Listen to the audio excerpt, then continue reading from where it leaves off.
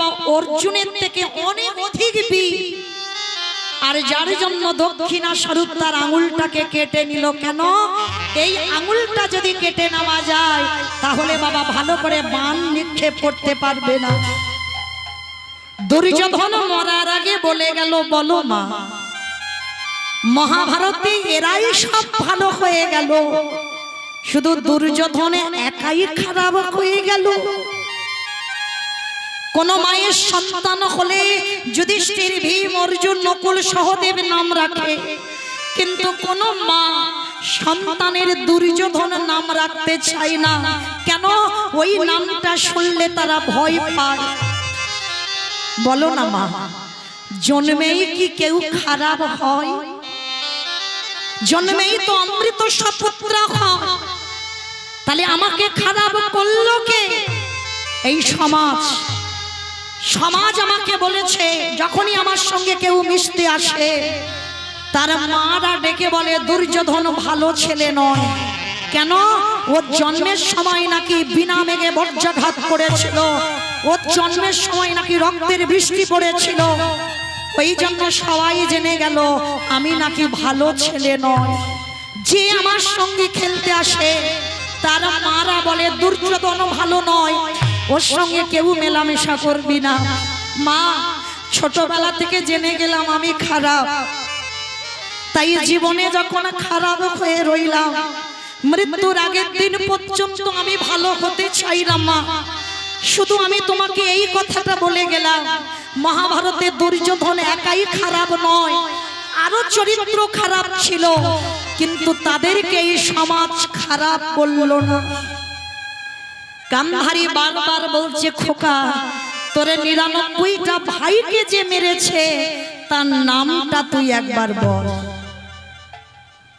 বাবা, সবাই বলে গান্ধারী খারাপ। গান্ধারীর কৃষ্ণ প্রেম ছিল গো, যার জন্য তো ছেলেকে মরার আগে বারবার বলছে ওই নামটা তুই একবার বলে মর।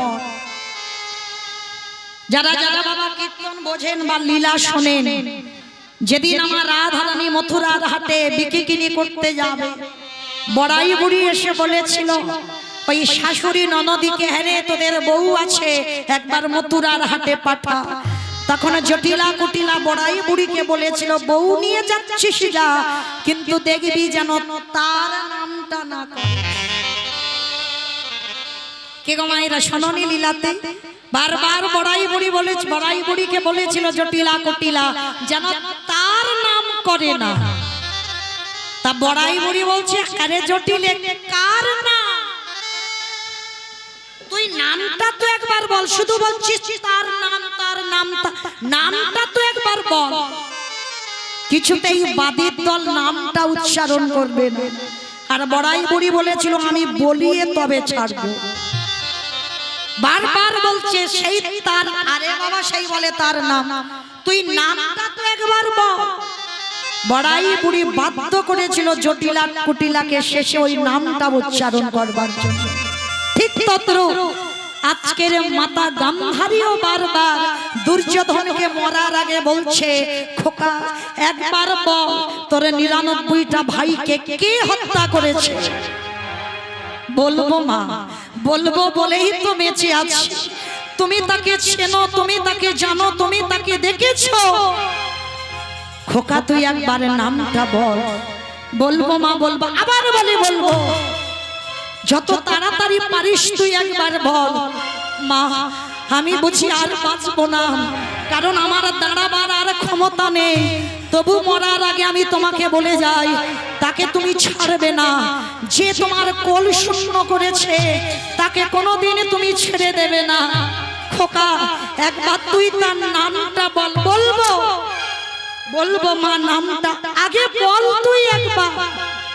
মৃত্যুর শয্যায় শয়ন করে দুর্যোধন বলেছিল, মা সেটা অন্য কেউ নয়, যার নাম হলো কৃষ্ণ। যখনই কৃষ্ণ নামটা উচ্চারণ করে দুর্যোধনের প্রাণটা চলে গেল। গান্ধারী চিৎকার করে বলেছিল, কৃষ্ণ কৃষ্ণ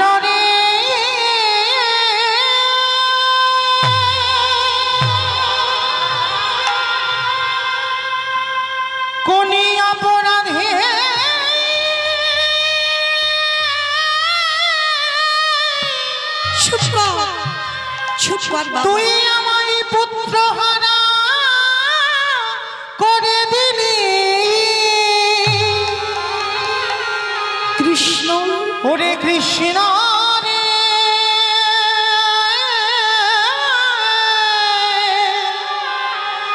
ওরে কৃষ্ণ, কৃষ্ণ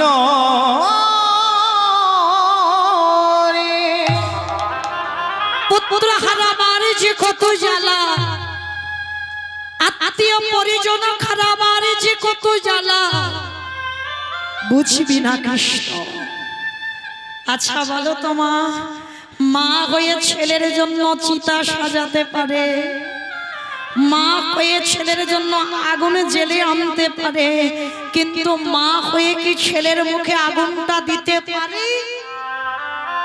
পারবে না। এ জগতে কোনো মা পারে না ছেলের মুখে আগুনটা লাগিয়ে দিতে। গান্ধারী ছেলের চিতা সাজিয়ে পাগলিনীর মতো কাঁদছে চিৎকার করে, কেউ কি নেই, কেউ কি নেই যে আমার ছেলের মুখাগ্নিটা করে দিতে পারি? হঠাৎ বাবা পিছন থেকে কে যেন এসে বলেছিল, আমি আছি, আমি আছি। কে?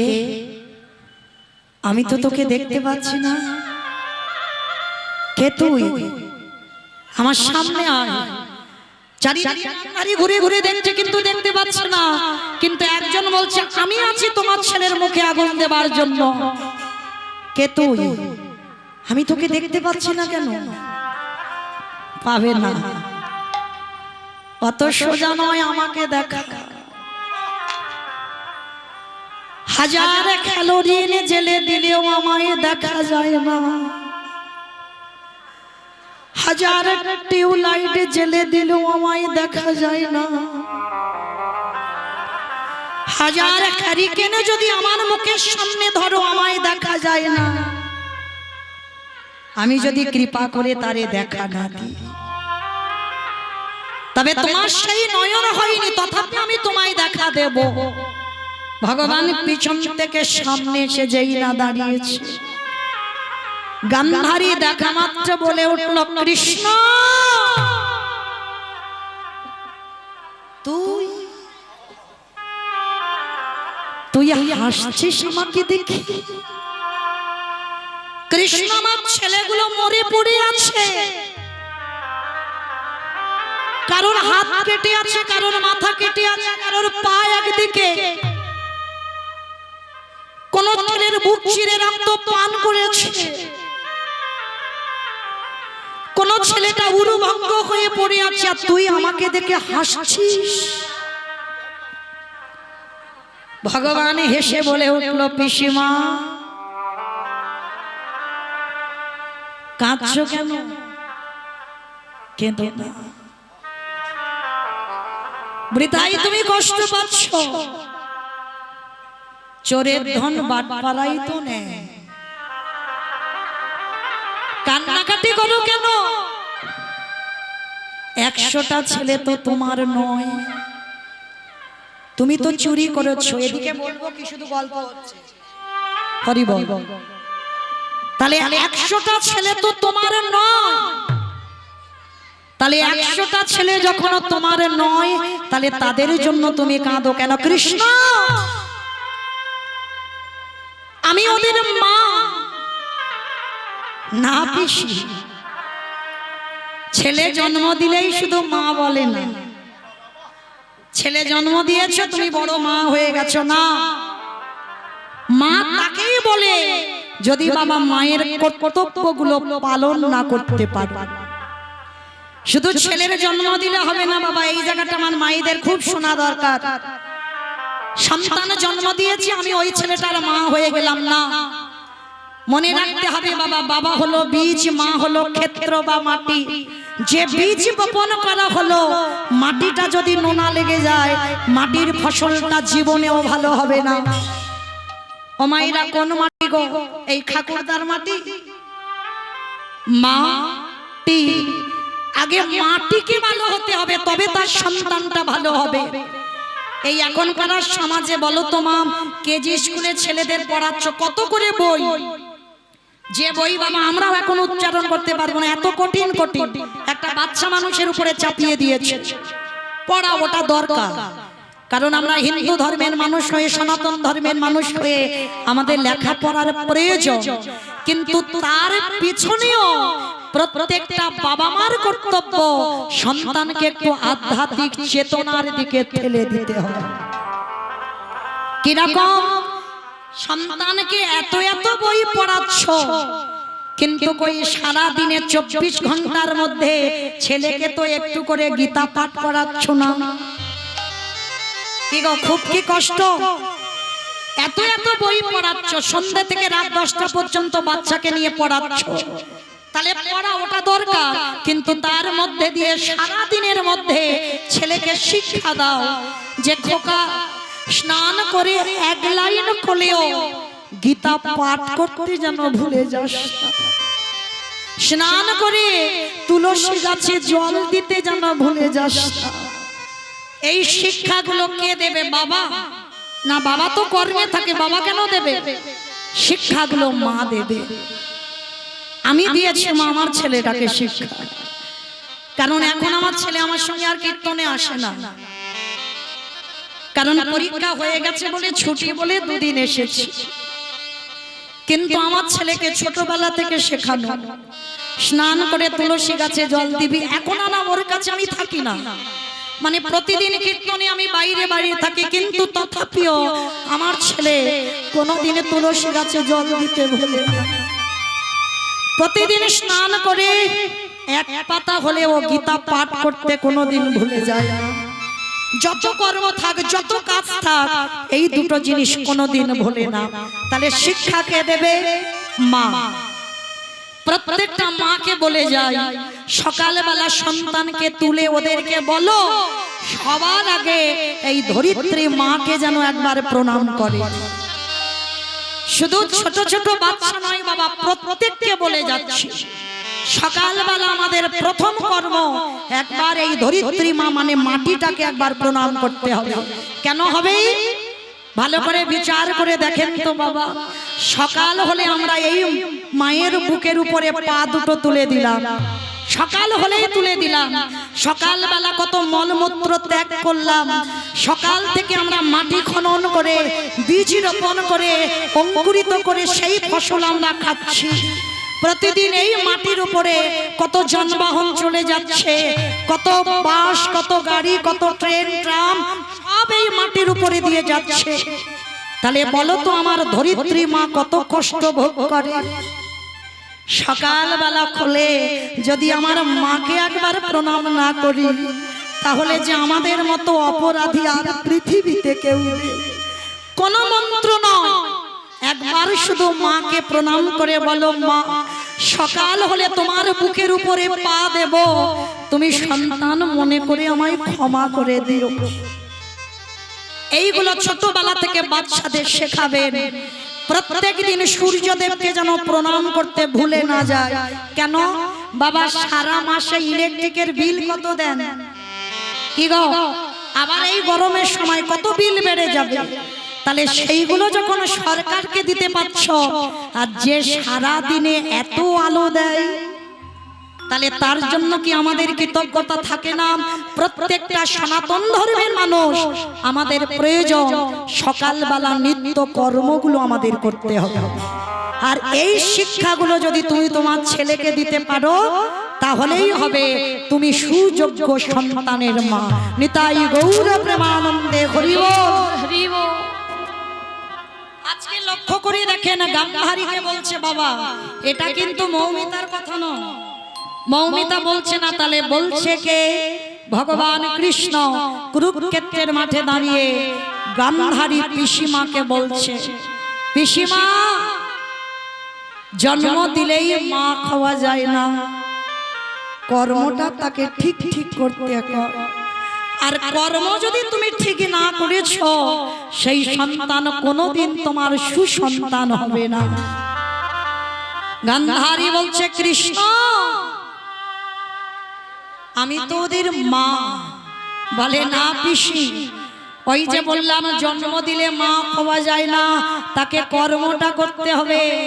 কৃষ্ণ, আমি কি এমন কর্ম খারাপ করেছি যার জন্য আমার 100টা ছেলে নিধন হয়ে গেল? পিসিমা, 100টা ছেলেকে তুমি চুরি করেছো, একবার মনে করে দেখো। কি বাবা ঠাকুর, আপনাদের মনে পড়ে 100টা ছেলে চুরি করেনি?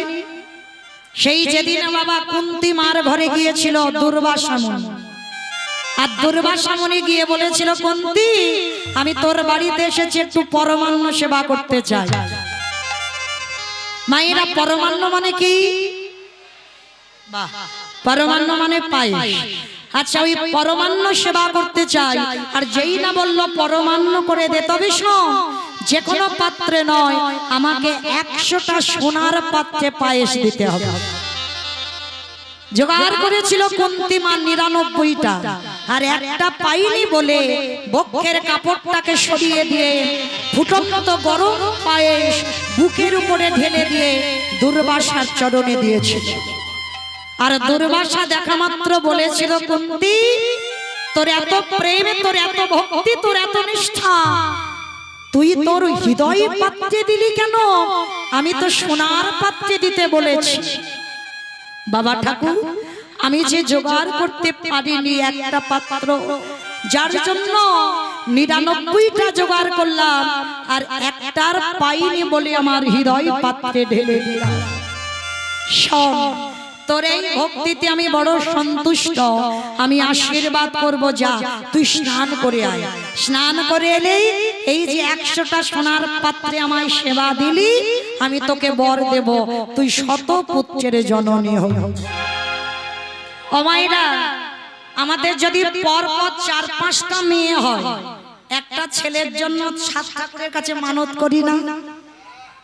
সত্যি করে বলবো, করি না? ঠাকুর, আমার যেন একটা পুত্র সন্তান হয়। এর আগে কিন্তু 4-5টা মেয়ে আছে, তবু হচ্ছে না, একটা ছেলে চাই। কেন কাঁদি? ছেলে বৌমার কাছে ভাত খাবে বলে?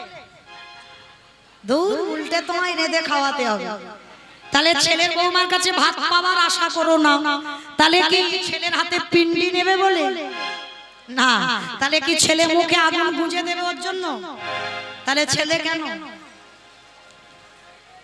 আমার বর্তমানে আমার মন্দিরে যেন একটা প্রদীপ জ্বলে। হ্যাঁ গো, প্রদীপটা যে জ্বলবে, তাহলে সেই রকম ছেলে তো ভগবানের কাছে চাইতে হবে। কই কোনো মা কোনোদিন চেয়েছো? সব তো বলো আমার ডিগ্রিওয়ালা ছেলে দাও, আমার চাকরিওয়ালা ছেলে দাও। কই কোনো মা তো কোনোদিন বলো না আমার একটা কৃষ্ণ বলা পাখি দাও। এখানে এতগুলো মা আছে, কেউ বলতে পারবে না হৃদয়ে হাত রেখে আমি ভগবানের কাছে বলি আমার একটা কৃষ্ণ বলা ছেলে দাও। কেন বলি না জানো? কৃষ্ণ বলা ছেলে চাইলে সে তো দুদিন পরে মালা ঝোলা নিয়ে সংসার থেকে বেরিয়ে যাবে। তাহলে যেই কষ্ট তোমার সেই কষ্ট থাকবে। আর যদি চাকরিওয়ালা ছেলে পাও, তাহলে অন্তত এই গরমে এসি ঘরে ঘুমাতে পারবে। তাহলে কোন মাটা না চায় বলো যে আমার চাকরিওয়ালা ছেলে দাও? ওই জন্য তো আমরা মারা বলি না ঠাকুর কৃষ্ণ বলা ছেলে দাও। কিন্তু চরণ ধরে বলে যাচ্ছি মা, বংশে যদি একটা কৃষ্ণ বলা ছেলে আসে, একটা হরি বলা ছেলে আসে, তার 21 কুল নাকি উদ্ধার হয়ে যায়। নিতাই গৌর প্রেমানন্দে হরি বল, হরি বল, হরি বল। এই জগতে ভক্ত অনেক পাবে, কিন্তু কৃষ্ণ ভক্ত জগতে খুব দুর্লভ। তো আজকের এই মাতা কুন্তি যেই না শুনল আমার 100টা ছেলে হবে, মনে মনে আনন্দ, তাড়াতাড়ি কুন্তি স্নানে গেছে। আর এই সমস্ত কথাগুলো শুনে নিয়েছিল গান্ধারী মা।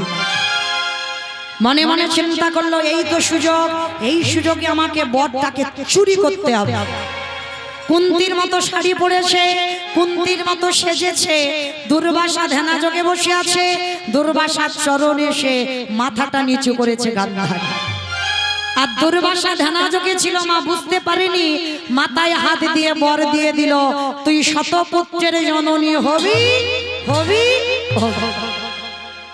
এত ভালো বর পেয়ে বাবা কেউ আর ওখানে থাকবে? আনন্দে গদগদ হয়ে চুরি করে বর